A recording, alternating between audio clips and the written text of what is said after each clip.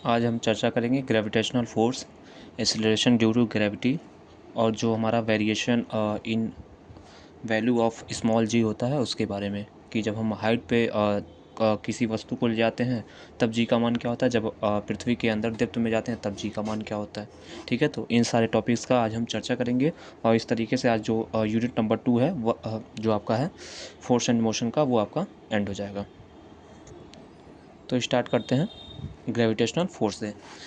इसमें न्यूटन ने ये बताया था कि अगर दो हमारे क्या हैं, ब्रह्मांड में दो वस्तुएं हैं, ठीक है, अगर इनका द्रव्यमान क्या है m1 m2 है और इनके बीच की दूरी क्या है r है, ठीक है, तो इस इनके बीच में क्या होगा, एक बल कार्य करता है।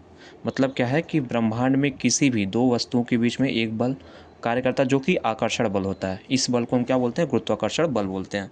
अगर हम इसको F से डिनोट करें तो ये हमारा प्रोपोर्शनल होगा, जो वस्तुओं का द्रव्यमान है उनके गुणनफल के प्रोपोर्शनल होगा, डायरेक्टली प्रोपोर्शनल होगा, और जो हमारा वस्तुओं के बीच की दूरी है उनके बीच की दूरी के वर्ग के व्युत्क्रमानुपाती होगा। ठीक है, तो इस तरीके से इसको हम जब कंबाइन करते हैं तो F समानुपाती आ जाता है m1 m2 upon r square. ठीक है, तो यहाँ से F बराबर आ जाता है, एक कांस्टेंट g आता है m1 m2 upon r square. मतलब अगर दो वस्तुएं हैं जिनका द्रव्यमान क्या है m1 m2 है, उनके बीच की दूरी r है, तो उस पर जो हमारा उनके बीच में जो आकर्षण बल लगेगा, गुरुत्वाकर्षण बल लगेगा, वो हमारा g m1 m2 upon r square के बराबर होगा।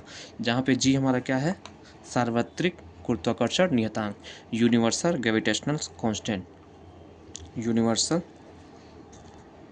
Universal gravitational constant. ठीक है, इसकी जो वैल्यू होती है वो हर जगह क्या होती है, फिक्स होती है। ये बात आप लोग ध्यान रखिएगा, और ये भी ध्यान रखिएगा जो गुरुत्वाकर्षण बल होता है वो हमेशा आकर्षण बल ही होता है, हमेशा वो कौन सा, अट्रैक्टिव फोर्स ही होगा।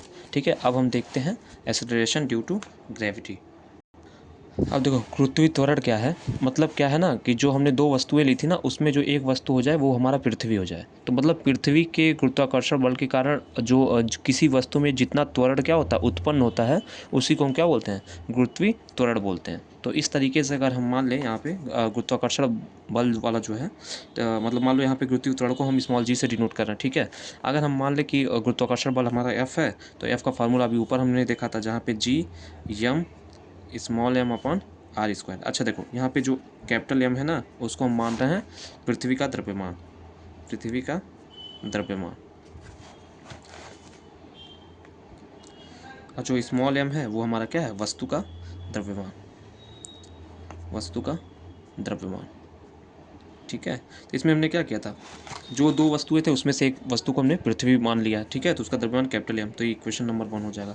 आप सभी को पता है कि अगर हमारा क्या होगा, कोई वस्तु ऊपर कहीं रखा है तो उसको नीचे की तरफ हमारा जो बल लगेगा वो F बराबर क्या हो जाएगा, mg हो जाएगा। इसको इक्वेशन नंबर 2 डाल दो, जहाँ g क्या है, हमारा गुरुत्वीय त्वरण है। ठीक है, तो इन दोनों की तुलना आप जब करोगे, मतलब इन दोनों की तुलना अगर राइट हैंड साइड बराबर कर दो तो mg बराबर क्या हो जाएगा, g capital M small m upon R square. ठीक है, तो स्मॉल m से स्मॉल m क्या होगा, कैंसिल हो जाएगा, तो गुरुत्वीय त्वरण का फार्मूला क्या होगा, G capital M upon R square.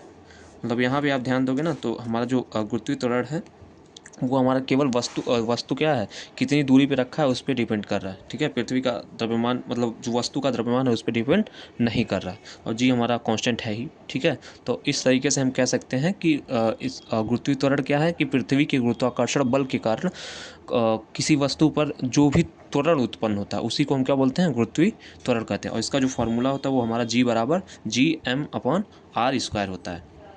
ठीक है, अब यहाँ से ध्यान दो कि जो हमारा इसका नेचर होता है ना, ये हमारा गुरुत्वीय त्वरण क्या है, एक हमारा सदिश राशि है, ये हमेशा याद रखना। ये हमारा वेक्टर क्वांटिटी है, और ये हमेशा क्या होगा, सेंटर ऑफ अर्थ की तरफ ही क्या करेगा, काम करेगा, मतलब पृथ्वी के केंद्र की तरफ क्या होगा, ये काम करेगा। इसका जो यूनिट हो जाएगा, यूनिट इसका हो जाएगा वो भी मीटर पर सेकेंड स्क्वायर। ठीक है, इसका यूनिट हमारा मीटर पर सेकेंड, और जी की जो लगभग वैल्यू होती है वो हमारी निकलती है 9.8 मीटर पर सेकेंड स्क्वायर। इसको भी आप लोग याद रखिएगा, एक नंबर में अक्सर करके पूछ सकता है ये। ठीक है, अब देखो हमको बस इस चैप्टर में लास्ट पढ़ना है, जो आपको बार बार पूछता है कि गुरुत्वीय त्वरण क्या है और इसका वेरिएशन विथ हाइट क्या होगा, ऊंचाई के साथ इसमें क्या परिवर्तन होगा, और जब इसको हम क्या करें, डेप्थ में ले जाएं तब इसमें क्या परिवर्तन होगा। तो 1 बाई 1 हम क्या करते हैं, देख लेते हैं। ठीक है, तो हम देख लेके तो इसमें हमको देखना है कि variation of G with height, मतलब जी के मान में कितना परिवर्तन होगा अगर हम किसी वस्तु को ऊंचाई पे रखें। ठीक है, तो उसके लिए हम क्या करेंगे, एक डायग्राम आपको जरूर ध्यान में रखना और बनाना भी है। ठीक है, जब भी आप इसके बारे में बनाओ बिना डायग्राम के आप इसको एक्सप्लेन मत करना। ठीक है, तो इसमें हम क्या करेंगे, एक पृथ्वी मान लेंगे। ठीक है, ये हमारा क्या है, पृथ्वी है। इसका रेडियस हम कैपिटल आर मान ले रहे हैं। मान लो यहाँ पे इसका सेंटर है, ये हमारा पृथ्वी का सेंटर है। इसका जो रेडियस हमारा कैपिटल आर है और पृथ्वी का द्रव्यमान जो है हम कैपिटल यम मान ले रहे हैं। ठीक, हम ये मान रहे हैं कि इसके सतह पे जो हमारा गुरुत्वीय त्वरण है वो हमारा स्मॉल जी है। ठीक है, हम उस वस्तु को क्या कर रहे हैं, जो स्मॉल यम, यहाँ पे स्मॉल यम द्रव्यमान की एक वस्तु, उसको हमने क्या किया, पृथ्वी सतह से h हाइट पे हमने ले जाके रख दिया है। ठीक है, तो यहाँ पे हम मान लेते हैं गुरुत्वीय त्वरण क्या है, जी एच है।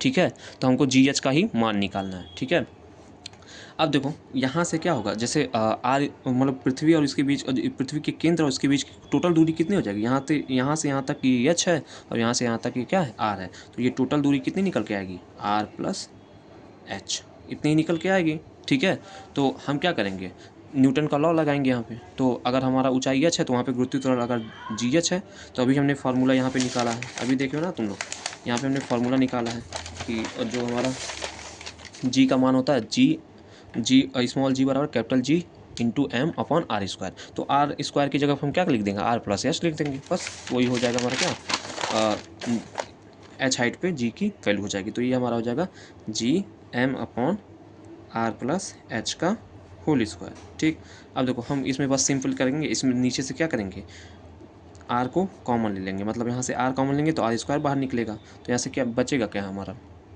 मतलब यहाँ आपको लिखना पड़ेगा जी क्या है, जी आपका यूनिवर्सल ग्रेविटेशनल कांस्टेंट है, एम कैपिटल एम क्या है, मास ऑफ अर्थ है, आर क्या है, रेडियस ऑफ अर्थ है, एच क्या है, height above the earth surface है। ठीक है, तो यहाँ से वो सब चीज़ें लिख दोगे आप। ठीक है, तो अब यहाँ पे देखो, यहाँ पे हमने आर को कॉमन लिया तो आर स्क्वायर बाहर निकलेगा, तो यहाँ बचेगा 1 प्लस एच अपॉन आर का होल स्क्वायर ब्रैकेट में। ठीक है, तो ये आपको बचेगा।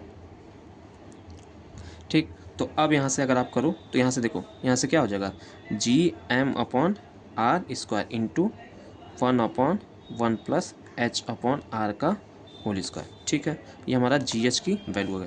लेकिन यहाँ पे हम चूँकि क्या है, हमको पता है कि जी का मान अभी हमने निकाला था सरफेस पे कितना आता है, G M upon R square, यही तो आता है, तो हम इतना रख देंगे। तो यहाँ से क्या हो जाएगा, जी एच बराबर क्या हो जाएगा, g into 1 plus H upon are का whole square, h upon are का होल स्क्वायर। ठीक है, ये हमारा आ जाएगा। ठीक, अब देखो जस्ट हम क्या करेंगे, यहाँ से जी एच बराबर क्या हो जाएगा, जी इंटू, यहाँ स्क्वायर है बटे में है तो उसको ऊपर ले जाएंगे तो क्या आ जाएगा, 1 प्लस एच अपॉन आर का आर की पावर -2, ब्रैकेट में आर की पावर -2।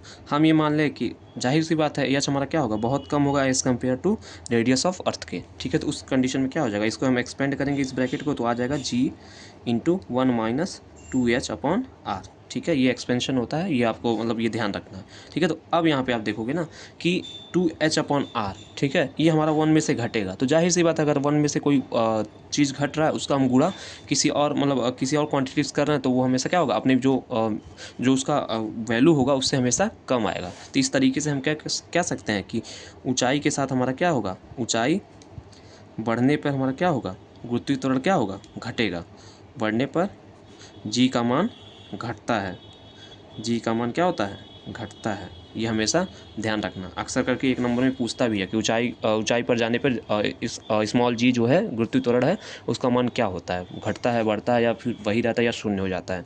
ठीक है, तो आपको हमेशा ध्यान रखना अगर हम ऊंचाई पे किसी वस्तु को ले जा रहे हैं या ऊंचाई पे जा रहे हैं तो वहाँ पे जी का मान क्या होगा, घटेगा। अब देखो नेक्स्ट जो लास्ट टॉपिक है वो हमको पढ़ना है variation of G with depth, मतलब अगर हम गहराई में जा रहे हैं, पृथ्वी के अंदर गहराई में जा रहा है तो जी के मान में क्या प्रभाव पड़ेगा, क्या परिवर्तन होगा। तो उसके लिए हम क्या करेंगे, एक यहाँ पे अर्थ सरफेस मतलब अर्थ यहाँ पे कंसीडर करेंगे। ठीक, यहाँ पे अर्थ हो गया, अब हम मान रहे हैं कि हम इससे क्या करें, डी डेप्थ में चले जा रहे हैं, यहाँ पर हमारा कोई वस्तु क्या है, डी डेप्थ में चला जा रहा है। तो अब ध्यान दोगे तो अब अर्थ का अगर सेंटर ये है, ठीक है, अर्थ का सेंटर यहाँ पर क्या है, ये है रहा। ठीक है, अगर अर्थ का सेंटर ये है तो यहाँ पे हम क्या देखेंगे, अर्थ का रेडियस कितना हमने माना था, कैपिटल आर माना था। ठीक है, तो यहाँ से यहाँ तक की दूरी कितनी हो गई, यहाँ से दूरी हो गई r डी, मतलब इसके अर्थ से सेंटर से यहाँ पे जो वस्तु m रखा है उसकी दूरी कितनी हो गई, r माइनस डी हो गई। ठीक है, अगर देखो हमको करना क्या, अगर हमको इतना जो इस r माइनस डी रेडियस का जो भी अर्थ का मतलब जो भी सरफेस है ना, उसका हमारा टोटल क्या होगा, द्रव्यमान हमें पता चल जाए। हम इसका द्रव्यमान मान लेते हैं यम डैश, जो इतने रेडियस में r माइनस डी में है उतने का द्रव्यमान हम m डैश मान लेते हैं। अर्थ का जो मास हमने कैपिटल M माना था, ठीक है, तो हमको किसी तरह m डैश की वैल्यू पता चल जाए तो हम वहाँ से गुरुत्वीय त्वरण का मान निकाल सकते हैं। ठीक है, हमने इसको सेंटर को O माना है यहाँ से। ठीक है, तो यहाँ से यहाँ तक की दूरी कितनी होगी, r माइनस डी हो जाएगी। ठीक है, अब देखो तो यहाँ पे आपको ये चीज़ें लिखनी होंगी शब्दों में कि r क्या है, यम क्या है, यम डैश क्या है। हम ये मान रहे हैं, हम ये भी मान रहे हैं कि यहाँ पे जो इसकी गहराई में जाने पे जो हमारा g का मान हो जाएगा वो g d हो जाएगा। ठीक है, बस अब देखो यहाँ से जो हमारा जो r का वैल्यू हो जाएगा वो कितना हो जाएगा, r माइनस डी, मतलब वस्तु और पृथ्वी के केंद्र से दूरी कितनी हो जाएगी, r माइनस डी हो जाएगी। तो हमको अगर r माइनस डी के अंदर जो भी द्रव्यमान है पृथ्वी का वो हमको यम डैश निकालना, तो यम डैश बराबर क्या हो जाएगा, जो हमारा उसका घनत्व होता है उससे हम क्या करेंगे, उतने रेडियस जो हमारा उतने का वॉल्यूम है उससे मल्टीप्लाई कर देंगे। तो इसको हम जब सॉल्व करेंगे तो ये r माइनस डी का whole cube upon R cube. ठीक है, तो ये हमारा r मतलब r minus D upon are का होल क्यूब m इंटू। ठीक है, तो ये हमारा क्या हो जाएगा, ये हमारा जो m डैश का मान था वो हमको निकल गया। अच्छा देखो यहाँ पे कंफ्यूज होने की जरूरत नहीं, ये कहाँ से आया। देखो होता क्या है ना कि जो हमारा घनत्व होता है वो मास बटे जो हमारा वॉल्यूम होता है। ठीक है, तो अगर हमको मान लो पृथ्वी का जो हमारा घनत्व हो जाएगा वो कितना, अगर हम इसको रो मान रहे हैं, ठीक है, अगर घनत्व को रो मान रहे हैं तो कितना होगा, मास अपॉन हमने कैपिटल M माना था, इसका जो वॉल्यूम हो जाएगा वो कितना हो जाएगा, 4/3 पाई आर क्यूब। ठीक, तो अगर हमको उतने वॉल्यूम में मतलब मान लो मतलब इतने वॉल्यूम में इतने का वॉल्यूम का हमको द्रव्यमान चाहिए, तो हम क्या करेंगे, इतने का हमको वॉल्यूम अगर पता हो जाए तो इससे हम मल्टीप्लाई कर देंगे बस। तो इसका कितना हो जाएगा, 4/3 पाई r माइनस डी का क्यूब। ठीक है, तो यहाँ से r पाई/4/3 पाई से ये दोनों कट जाएंगे, तो हमको बचा क्या, वही यहाँ से मतलब ये हमारा घनत्व निकला था, तो इसको हमको द्रव्यमान अगर निकालना है तो इससे हम क्या करेंगे, मल्टीप्लाई कर देंगे। जैसे यहाँ पे ध्यान दो, कन्फ्यूज हो जाओगे तुम लोग, यहाँ पे ध्यान दो, हमने इतना घनत्व निकला था। ठीक है, तो अगर हमको एम डैश चाहिए तो जितना घनत्व है रो इंटू उस वॉल्यूम वी डैश से हम क्या करें, मल्टीप्लाई कर दें। तो रो की वैल्यू कितनी है, यम अपॉन 4/3 पाई आर क्यूब, और वी डैश कितना हो जाएगा इसका वॉल्यूम, तो ये कितना होगा 4/3 पाई, यहाँ पे रेडियस कितना हो गया, r माइनस डी का क्यूब। तो यहाँ से ये कैंसिल हो जाएगा, बचा कितना, यम डैश की वैल्यू कितनी आ गई, यहाँ से M r minus D upon are का क्यूब। ठीक है, तो यही आया, तो ये हमने डायरेक्ट यूज़ कर लिया। ठीक है, तो इसमें कन्फ्यूज मत होना। ठीक है, आपको भी डायरेक्ट यूज़ करना है, आप थोड़ा सा ध्यान भी रखना इसको। ठीक है, अब देखो यम डैश हमको पता है, उनके बीच की दूरी पता है। ठीक है, तो हमको जी डी का मान कितना हो जाएगा, यहाँ से वही होता है जी यम डैश अपॉन आर का स्क्वायर होगा, तो r माइनस डी का स्क्वायर। ठीक है, तो ये हमारा इक्वेशन 1 मान लो एक तरीके से। तो ये हमारा क्या हो गया, ये हमारा इक्वेशन हो गया। अब हम m डैश की वैल्यू रख देंगे, तो रखते हैं, तो हो जाएगा g capital M r minus D upon are का क्यूब अपॉन क्या हो जाएगा, r माइनस डी का स्क्वायर। ठीक है, r माइनस डी का स्क्वायर। अब देखो इसको जस्ट हमको सॉल्व करना है, तो यहाँ से स्क्वायर से यहाँ पे एक यहाँ पे कट जाएगा, बचेगा केवल r माइनस डी। तो मतलब इसको अगर हम सॉल्व करें तो आ जाएगा जी एम अपॉन, यहाँ से आ जाएगा r माइनस डी एक बचा था, और यहाँ पे r क्यूब जो है क्या होगा, नीचे की तरफ आ जाएगा। अब देखो इसको थोड़ा सा सिंपल हम कर रहे हैं, तो जी डी बराबर क्या हो जाएगा, G M upon R square into r minus D upon R. ठीक है, आर क्यूब को हमने दो पार्ट में तोड़ दिया। ठीक, तो अब देखो इसकी वैल्यू हमको पता है जी होता है, ये सरफेस पे जो भी गुरुत्वीय त्वरण का मान वो हमने जी माना था, तो ये कितना हो जाएगा, जी इंटू यहाँ पे इसको सॉल्व करते हैं 1 माइनस डी अपॉन आर। मतलब अगर हम गहराई में जा रहे हैं ना, तो गहराई में जाना तो इसकी वैल्यू कुछ आएगी, तो वो 1 से हमेशा क्या आएगी, कम का इसमें मल्टीप्लाई होगा। तो किसी भी चीज़ से अगर हम 1 से कम से मल्टीप्लाई करें तो उस टर्म का जो भी वैल्यू होता है उससे हमेशा कम आता है। ठीक है, मतलब क्या है, अगर हम गहराई में भी जा रहे हैं, क्या आ रहा है, अगर हम गहराई में जा रहे हैं, गहराई में जाने पर जी का मान क्या होता है, जी का मान घटता है, जी का मान क्या होता है, घटता है। ठीक है, मतलब चाहे हम ऊंचाई पे जाएं चाहे गहराई में जाएं, जी का मान हमेशा क्या होगा, घटेगा। अच्छा एक चीज़ और देखो यहाँ से, अगर हम ये मान लें कि हमारा जो डेप्थ है, मतलब ये जो हमारा पृथ्वी के नीचे हम गहराई में जाते जाते हम क्या बिंदु ओ पे पहुँच जाएँ, मतलब सेंटर पे पहुँच जाएँ। ठीक है, अगर हम वहाँ से सेंटर पे पहुँच जाएँ तो डी की वैल्यू किसके बराबर हो जाएगी, आर के बराबर। यहाँ से डी हमारा कितना हो जाएगा, डी की वैल्यू यहाँ से अगर सेंटर पर जो हमारा डी है गहराई वो किसके बराबर हो जाएगी, आर के, मतलब पृथ्वी की त्रिज्या के बराबर हो जाएगी। तो इस इक्वेशन में रखो, इक्वेशन नंबर 2 इसको मान लो। तो यहाँ जी एट सेंटर ओ कितना हो जाएगा, G1 - R/R। तो ये कितना आ जाएगा यहाँ से, G × 1 - 1, ये किसके बराबर आ जाएगा, 0।